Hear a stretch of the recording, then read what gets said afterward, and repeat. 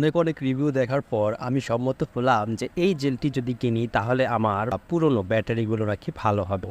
তো সেই ক্ষেত্রে আমি জেলটা অর্ডার দিলাম ৯৮ টাকা দিয়ে ২০০ মিলি।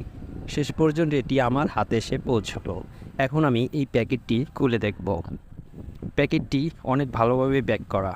খোলার পর দেখলাম এর ভিতরে সাদা কালারের পানির মতো। কোনোভাবেই তো এটাকে আমার জেলের মতো মনে হচ্ছে না। আচ্ছা চলুন এটা প্রয়োগ করে দেখি। তার আগে আমি একটি ১২ ভোল্টের ব্যাটারি নিই, যেটির চার্জ থাকে না। সেক্ষেত্রে আমি একটু ব্যাটারি ভোল্টেজটা মেপে নিলাম। এখানে দেখছি ১০.৭০ ভোল্টেজ আছে। চলুন ব্যাটারির ঢাকনাটা খুলি। খোলার পর এর প্যাকগুলো খুলে নিলাম। এখন আমি এই জেলটা এর ভিতরে ঢুকালাম, কিন্তু এর ভিতরে জেল বা এই পানিটা কোনোভাবে ভালোভাবে ঢুকানো যাচ্ছিল না। ওরা বলছিল যে 9H ব্যাটারিতে 2 মিলি করে দিবে।